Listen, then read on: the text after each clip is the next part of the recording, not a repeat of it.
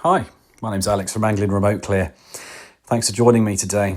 In this video today, I'm going to show you what I have to do after every machine run out just to make sure it's in tip-top condition and to get it ready for its next run out.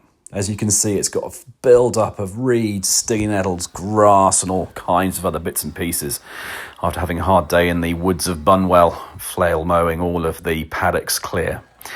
So first of all, I get the trusty still out, get everything blown out, all of the heavy debris and all of the loose grass and bits and pieces. Thankfully, it was quite dry the other day, so most of this is dry, so it comes off quite easily.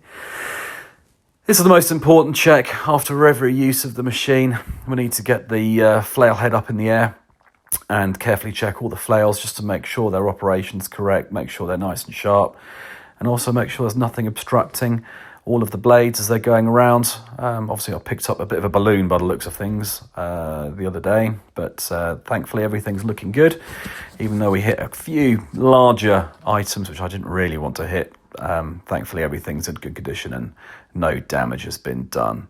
So once I've checked the Y flails, I'll just roll everything over just to make sure everything operates correctly.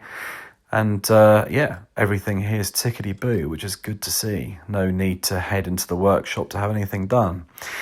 The next thing is really important. These are the baffles, and these protect all the projectiles and keep them within the head of the unit just to make sure that they don't fly out. As you can see, one here is lodged up, so I managed to pull that down, clear all the debris off it, make sure the flaps are all pointing in the downwards direction.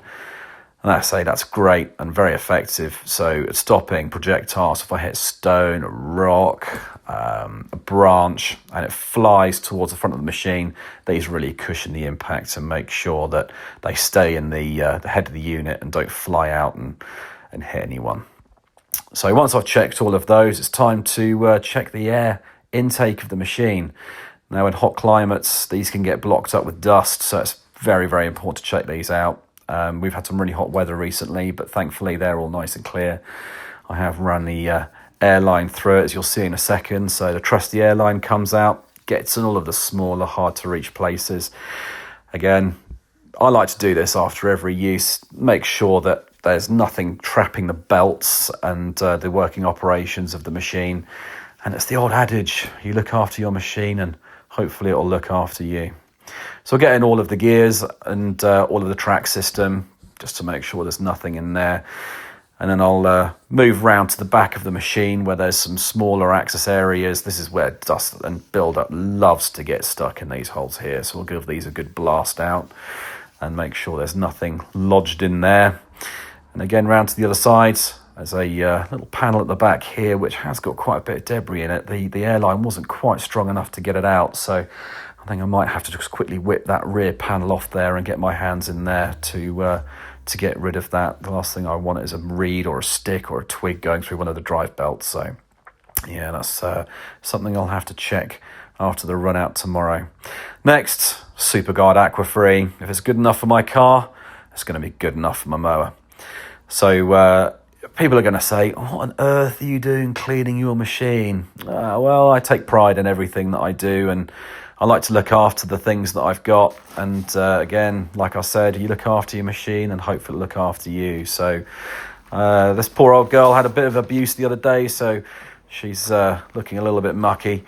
I've got my Lantra training session tomorrow as well over at my friend's farm in Mortby, Norfolk. So I want to turn up with a nice clean machine.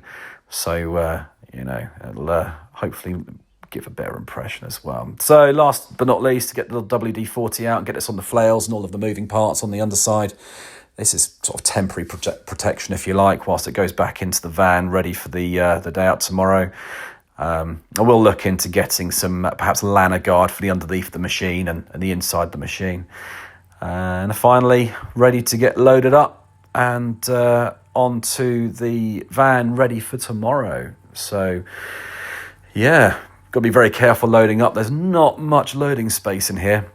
There's probably a couple of centimetres either side. So yeah, got to do it nice and slow and steady, trying to keep the adjustments as small as possible on the ramps. And then in she goes. Boom, in the van. Follow for more. Join my journey as I flail my way across Norfolk. Thanks for watching, folks.